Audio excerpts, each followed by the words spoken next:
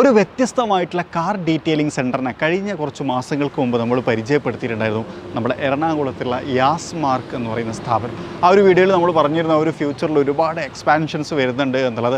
അങ്ങനെ ഒരു എക്സ്പാൻഷൻ്റെ മുമ്പിലാണ് നമ്മളുള്ളത്. അതായത് തൃശ്ശൂരിലെ യാസ്മാർക്കിൻ്റെ ഷോറൂമിന് മുമ്പിലാണ് ഇപ്പം നമ്മളുള്ളത്. കഴിഞ്ഞ കുറച്ച് ദിവസങ്ങൾക്ക് മുമ്പാണ് ഇതിൻ്റെ ഇനാഗുറേഷൻ നടന്നത്. ഇത് ഇനാഗുറേഷൻ നടക്കുന്ന സമയത്ത് നമ്മൾ ജംഷഡ്പൂരിലായിരുന്നു, ടാറ്റയുടെ പ്ലാന്റിലായിരുന്നു. അത് കഴിഞ്ഞ് നമ്മൾ ജിംനിയുടെ ഡ്രൈവിന് പോയി. അങ്ങനെ കുറച്ചധികം ഇവൻറ്റുകൾക്കുമായി ബന്ധപ്പെട്ട് ബിസി ആയതുകൊണ്ട് നമുക്കിവിടെ വരാൻ കഴിഞ്ഞില്ല, ഇനാഗുറേഷനും പങ്കെടുക്കാൻ കഴിഞ്ഞില്ല.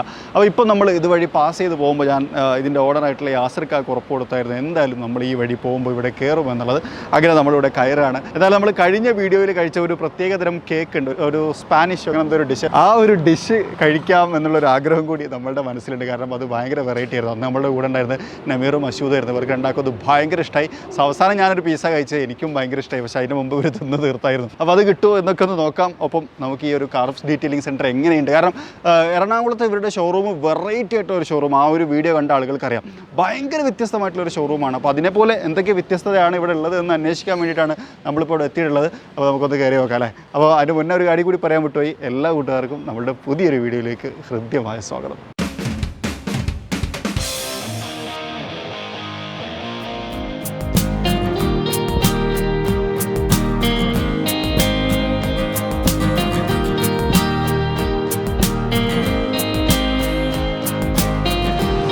ഹായ് സുഖല്ലേ?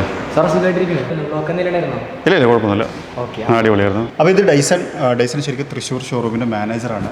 ഡൈസൺ ശരിക്കും നമ്മളിവിടെ വന്ന സമയത്ത് നമ്മൾ സ്വാഗതം ചെയ്യാൻ വേണ്ടി വന്നതാണ്.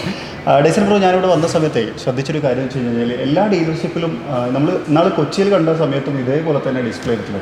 ഇതിങ്ങനെ തന്നെ ചെയ്യണമെന്ന് വല്ല നിയമമുണ്ടോ? അല്ല സാർ, നമുക്കിപ്പോൾ എന്താ വെച്ചാൽ നമ്മൾ ചെയ്യുന്ന ഓൺ പ്രൊഡക്റ്റ് എല്ലാതും കസ്റ്റമർ അറിഞ്ഞിരിക്കണം. അപ്പം നമുക്കതിലൊരു ട്രാൻസ്പെറൻസി ഉണ്ടെങ്കിൽ കസ്റ്റമേഴ്സിന് നമുക്ക് പറഞ്ഞു കൊടുക്കുമ്പോൾ എല്ലാവരും കൃത്യമായിട്ട് പറഞ്ഞു കൊടുക്കാൻ പറ്റും. അപ്പം നമ്മൾ ചെയ്യുന്ന ഇപ്പോൾ നമ്മുടെ വാട്ടർലെസ് വാഷിംഗ് നമുക്ക് ഉണ്ട് വന്നിട്ട്, കാരണം വെച്ച് കഴിഞ്ഞാൽ സേവ്ഡ് വാട്ടർ എന്ന രീതിയിലാണ് നമ്മൾ ചെയ്യുന്നത് വന്നിട്ട്. അപ്പോൾ നമ്മൾ ചെയ്യുന്ന മുതലുള്ള എല്ലാ പ്രൊഡക്ട്സും സാർ നോക്കുകയാണെങ്കിൽ ഇതെല്ലാം DIY എന്നുള്ള പ്രൊഡക്ട്സാണ് നമുക്ക് വരുന്നത്. ഇതിലെന്ന് പറഞ്ഞാൽ ഡു ഇറ്റ് യുവർ സെൽഫ് എന്ന രീതിയിൽ കസ്റ്റമർക്ക് തന്നെ നമുക്ക് വീട്ടിലൊരു കാര്യം അങ്ങനെ ചെയ്യാൻ പറ്റും എന്നതിൻ്റെ എല്ലാ പ്രൊഡക്റ്റുകളും അതിൽ കൊടുത്തിട്ടുണ്ട്. അപ്പോൾ ഇതിൽ നോക്കുകയാണെങ്കിൽ നമുക്ക് സെറാമിക് ഷാമ്പു വരുന്നുണ്ട്, ഗ്ലാസ് ക്ലീനർ വരുന്നുണ്ട്, വാട്ടർലെസ് വാഷിംഗ് വരുന്നുണ്ട്, പിന്നെ അതുപോലെ നമുക്ക് വിനൈൽ മെറ്റീരിയൽ, റബ്ബർ.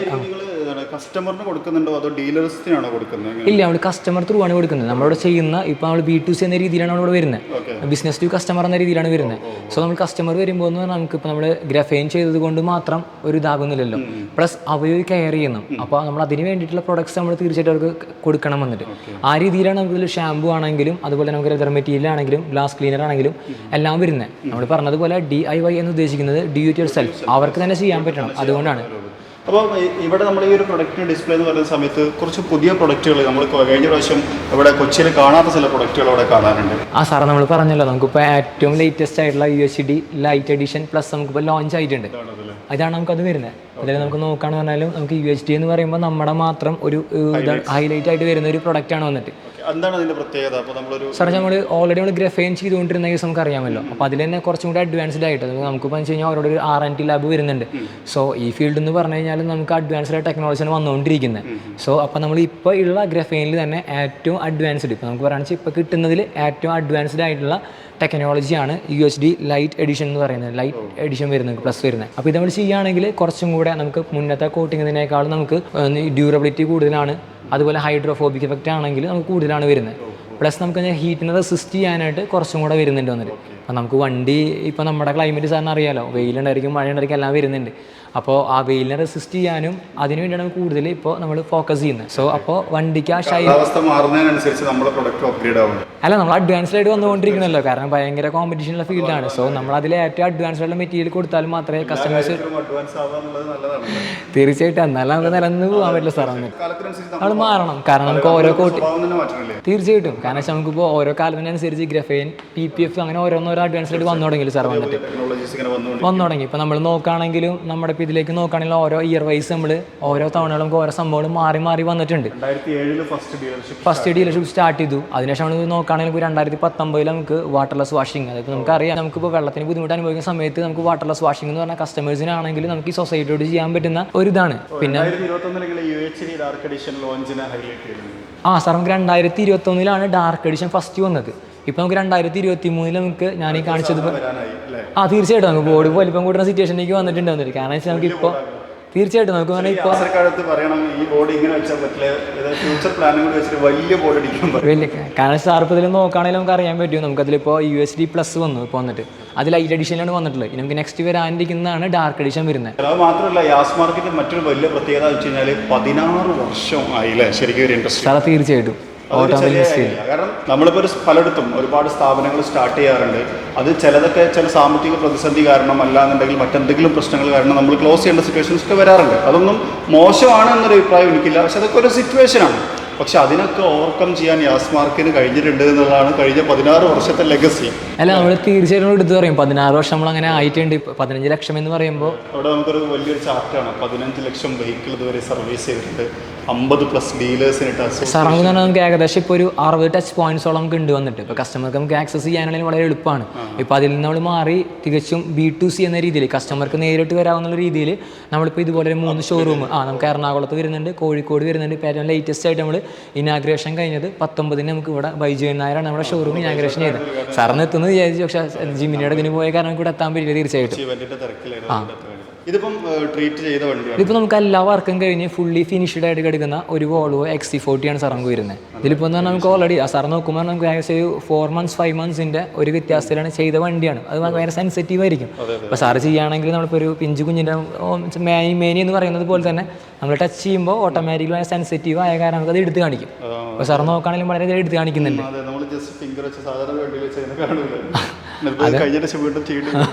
തീർച്ചയായിട്ടും നമ്മൾ കൊടുക്കുമ്പോൾ കസ്റ്റമർ കൊടുക്കുമ്പോൾ ഫുള്ളി ഫിനിഷ് ചെയ്തിട്ടാണ് നമ്മൾ വർക്ക് കൊടുക്കുന്നത് വന്നിട്ട്. അപ്പോൾ നമുക്ക് സാർ നോക്കുമ്പോൾ നല്ല ഗ്ലിറ്ററിങ് കാര്യങ്ങളൊക്കെ വെച്ചാൽ നമുക്ക് കുറച്ചും കൂടെ ഡ്യൂറബിലിറ്റി കിട്ടാനുള്ള ഇത് വരുന്നുണ്ട്. അല്ല, നമ്മൾ ഓൾറെഡി പോളിഷ് ചെയ്ത് നമുക്ക് കോട്ടിങ്ങിന് കാരണം കുറച്ചും കൂടെ ഗ്ലേസ്നെസ് ഉണ്ട്. നമ്മൾ പറഞ്ഞ ഈ ലൈറ്റ് എഡിഷനിൽ നമുക്ക് കുറച്ചും കൂടെ ഗ്ലേസ്നെസ് വരുന്നുണ്ട്. അപ്പോൾ സാറിന് തീർച്ചയായിട്ടും കാണുമ്പോൾ തന്നെ മനസ്സിലാവുന്ന വിശ്വസിക്കുന്നു.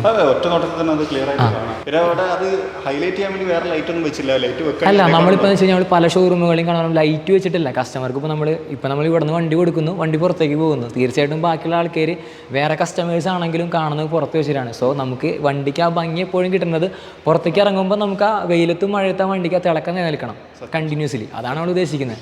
പിന്നെ ആസ് യൂഷ്വൽ യാസ്മാർക്ക് ഞാൻ ശ്രദ്ധിച്ചിട്ടുള്ള മറ്റൊരു വലിയ പ്രത്യേകത എന്ന് വെച്ച് കഴിഞ്ഞാൽ കസ്റ്റമറെ ട്രീറ്റ് ചെയ്യുന്നത് റോയലിയാണ്. അതുകൊണ്ട് തന്നെ അതിന് വേണ്ട എല്ലാ ഫെസിലിറ്റീസും വരുന്ന കസ്റ്റമേഴ്സിന് ഇരിക്കാൻ, അതുപോലെ ഭക്ഷണം കഴിക്കാനുള്ള സൗകര്യമൊക്കെ കഫേ ഉണ്ടല്ലോ അല്ലേ സാർ? കഫേ നമ്മൾ അറിയാലോ 19 ഇനാഗ്രേഷൻ ആയിട്ട് നമ്മൾ കാണൊക്കെ ചെയ്ത് വരുന്നുണ്ട്. ഇപ്പോൾ അടുത്തൊരു വീക്കിലേക്ക് നെക്സ്റ്റ് വീക്കോട് കൂടി നമുക്ക് എന്തെങ്കിലും കഫറ്റേരിയ സെറ്റ് ആവും. അല്ല സാർ, നമ്മളിപ്പോൾ ചില ട്രാവൽ ചെയ്ത് വരുന്ന കസ്റ്റമേഴ്സ് ആയിരിക്കും. നമുക്ക് ഇവിടെ നിന്ന് പറഞ്ഞാൽ ചിലപ്പോൾ കുറേ ദൂരത്തുനിന്ന് ഇപ്പോൾ സാർ തന്നെ നോക്കുകയാണെങ്കിൽ കോഴിക്കോട് നിന്ന് വരുന്നത് എത്ര സമയം എടുക്കും നമുക്ക് അറിയില്ല. ചിലപ്പോൾ മോർണിംഗ് പുറപ്പെട്ട് കഴിഞ്ഞാൽ ചിലപ്പോൾ അവിടെ ഈവൻ നമ്മൾ ഉച്ചയ്ക്കൊക്കെ എത്തുമ്പോൾ എന്ന് പറഞ്ഞാൽ അവർക്ക് എന്തെങ്കിലും വിശപ്പുണ്ടായിരിക്കില്ല. സോ നമുക്കതൊരു ഡിഫറൻ്റ് ആയിട്ട് ബാക്കിയുള്ളവരിന്ന് വ്യത്യസ്തമായിട്ട് നമ്മൾ എന്തെങ്കിലും ചെയ്യണം.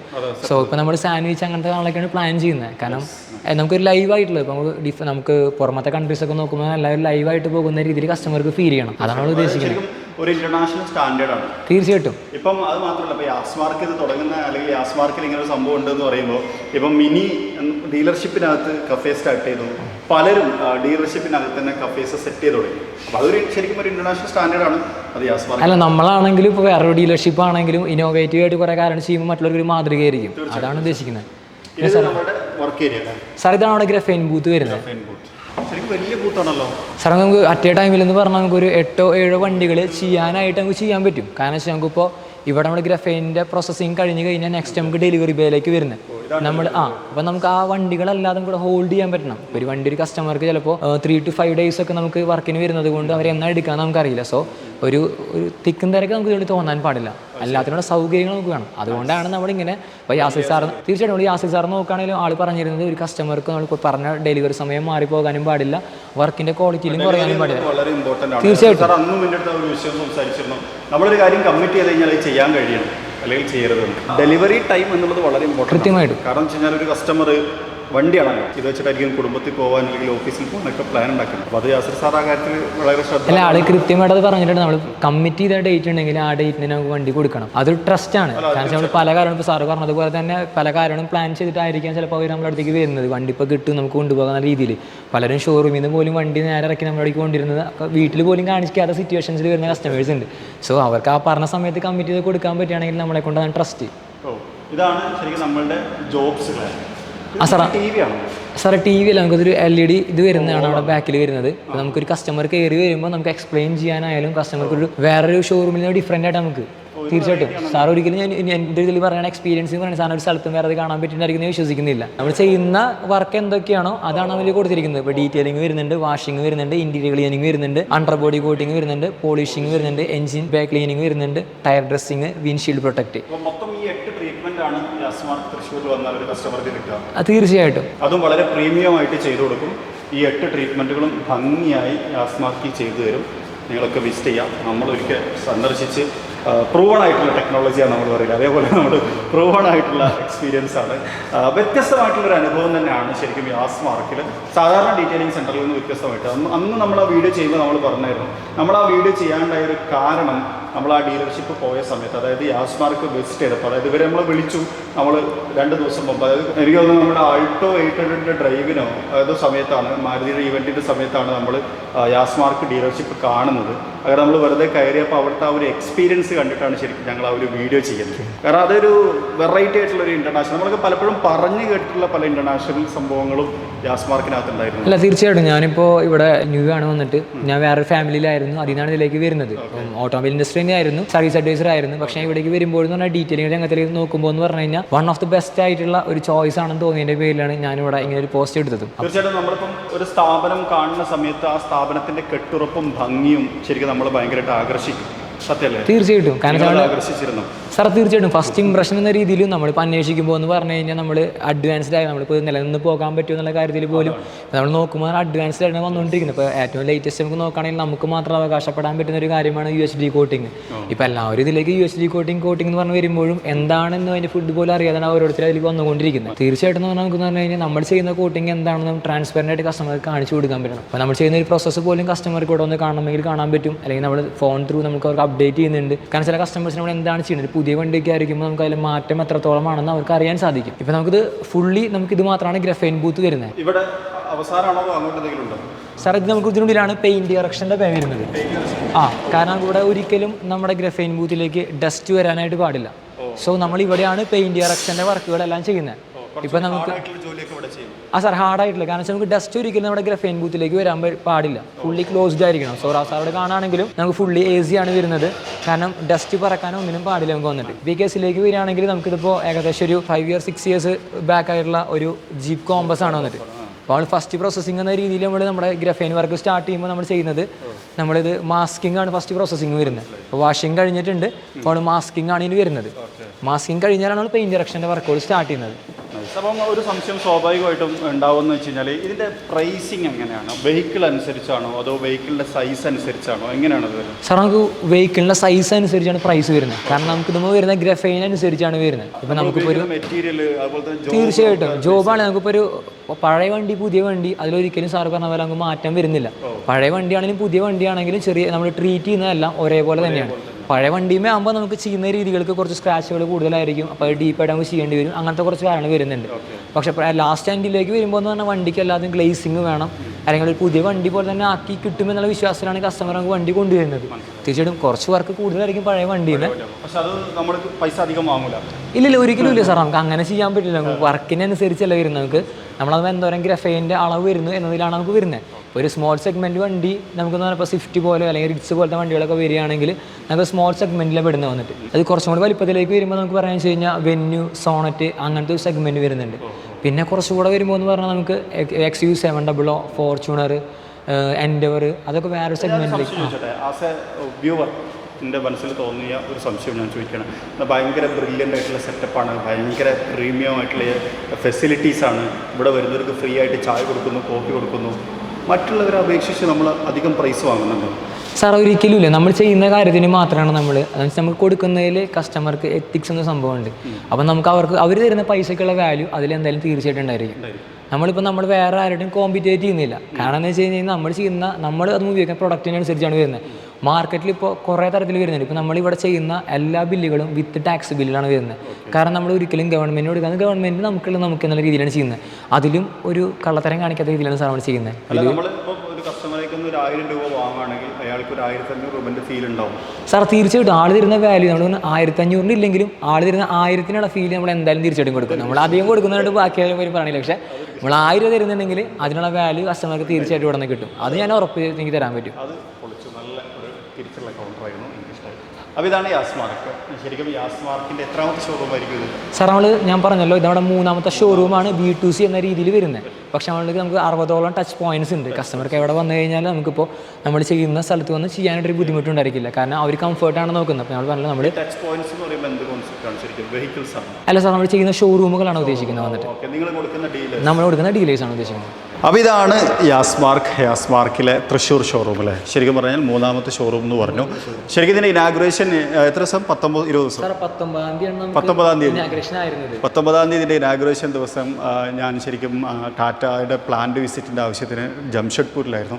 അത് കഴിഞ്ഞ് വന്ന് നമ്മൾ ജിംനിയുടെ ഇവൻറ്റിന് പോകാൻ അതിൻ്റെ ഇടയിൽ ഇവിടെ വരാൻ കഴിഞ്ഞില്ല. അപ്പം പോകുമ്പോൾ ഒന്ന് കയറിയിട്ട് പോവാം എന്നുള്ളൊരു ഇതിൽ നമ്മൾ വന്നതാണ്.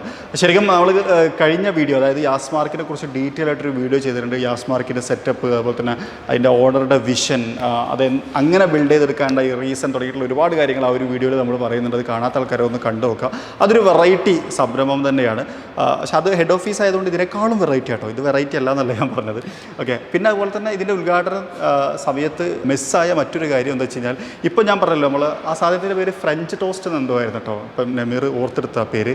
അപ്പോൾ ആ സാധനം എന്തായാലും ഞങ്ങൾക്ക് കഴിക്കാൻ പറ്റിയില്ല. അപ്പോൾ അടുത്ത പ്രാവശ്യം ഞങ്ങൾ കഴിക്കാൻ വരും എന്നുള്ളൊരു പ്രോമിസോട് കൂടിയിട്ടാണ് ഈ വീഡിയോ ഞാൻ അവസാനിപ്പിക്കുന്നത്. പിന്നെ ഒരു കാര്യം കൂടി പറയാം, ഇതിൻ്റെ ഇനാഗുറേഷൻ്റെ സമയത്ത് ഷെഫ് പിള്ളേരെ ഫുഡായിരുന്നു അല്ലേ?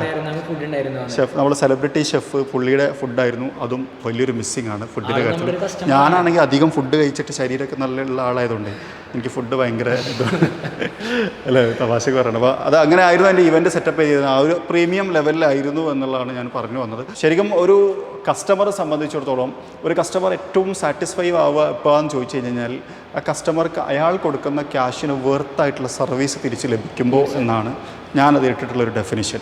അത് എന്തിൻ്റെ കാര്യത്തിലാണെങ്കിലും ഈവൻ അവർ ഹാപ്പി ആവണം. അതൊരു ചെറിയ ചിരി കൊണ്ടാവാം, നമ്മളുടെ നൈസായിട്ടുള്ള ഇടപെടൽ കൊണ്ടാവാം, ചിലപ്പോൾ നമ്മൾ കൊടുക്കുന്ന സർവീസ് കൊണ്ടായിരിക്കാം എന്നുള്ളതാണ്. ഇപ്പോൾ ഫിറോസയ്ക്കും രതീഷേട്ടനും ഒക്കെ ഇന്തോനേഷ്യയിൽ പോയ സമയത്ത് എൻ്റെ അടുത്തൊരു കാര്യം പറഞ്ഞു. ഒരു ബർഗർ കട ഇന്തോനേഷ്യയിലുണ്ടായിരുന്നു. ആ ബർഗർ കടയിലെ ആൾ ഭയങ്കര റഫാണെങ്കിലും അവിടെ ഭയങ്കര ക്യൂ ആണ് ആൾക്കാരെ ബർഗർ വാങ്ങാൻ. കാരണം എന്ന് വെച്ച് കഴിഞ്ഞാൽ കൊടുക്കുന്ന പൈസക്ക് അതിനേക്കാളും ടേസ്റ്റുള്ള ഒരു ബർഗർ അവിടെ നിന്ന് കിട്ടുന്നുണ്ട്. അയാൾ റഫാണെങ്കിലും ആ ഒരു സാധനം. അപ്പോൾ എന്തെങ്കിലും ഒരു വാല്യൂ ആളുകൾ കാണാതെ ആളുകൾ ഒരിക്കലും ആ ഒരു വിഷയത്തിൽ സാറ്റിസ്ഫൈ ആവില്ല എന്നാണ് എനിക്ക് തോന്നിയിട്ടുള്ളത്. അപ്പോൾ അതുപോലെ യാസ്മാർക്ക് കഴിഞ്ഞ 16 വർഷം ഈ ഒരു ഫീൽഡിൽ നിലനിന്നത് അവർ കൊടുക്കുന്ന സർവീസും അവർ കൊടുക്കുന്ന ആ ഒരു കെയറും തന്നെയാണ് എന്നുള്ളതാണ്. അപ്പോൾ എന്തായാലും തൃശ്ശൂർ ഷോറൂമിനും എല്ലാവിധ ആശംസകളും. ഇതേപോലെ വർഷങ്ങൾ ഒരുപാട് കാലം മുന്നോട്ട് പോകാൻ കഴിയട്ടെ. നമ്മളുടെയൊക്കെ കാലശേഷവും ഇതിവിടെ തന്നെ ഇങ്ങനെ നിലനിൽക്കട്ടെ എന്ന് ആശംസിച്ചുകൊണ്ട്, നിങ്ങൾക്ക് ആർക്കെങ്കിലും ഇതുമായി ബന്ധപ്പെട്ട് എന്തെങ്കിലും സർവീസസ് ഒക്കെ ചെയ്യണമെന്നുണ്ടെങ്കിൽ തീർച്ചയായിട്ടും ഇവരെ ബന്ധപ്പെടാം. ഇവരുടെ നമ്പറും കാര്യങ്ങളൊക്കെ ഞാൻ ഡിസ്ക്രിപ്ഷനകത്ത് കൊടുത്തിട്ടുണ്ട്. നമ്മൾ കഴിഞ്ഞ വീഡിയോ കണ്ടിട്ടും ഒരുപാട് ആളുകൾ പോയി. അങ്ങനെ പല ആളുകളും വളരെ നല്ല അഭിപ്രായമാണ് പറഞ്ഞത്. പ്രത്യേകിച്ച് അവിടുത്തെ ഫുഡിനെ കുറിച്ചൊക്കെ നല്ല അഭിപ്രായങ്ങൾ പലരും പറഞ്ഞിരുന്നു. അതേപോലെ ഈ സ്ഥാപനത്തെക്കുറിച്ചും പറയാൻ കഴിയട്ടെ. ഫുഡിനെ കുറിച്ചല്ല കേട്ടോ, അതാ ഞാൻ ചിരിച്ചത്.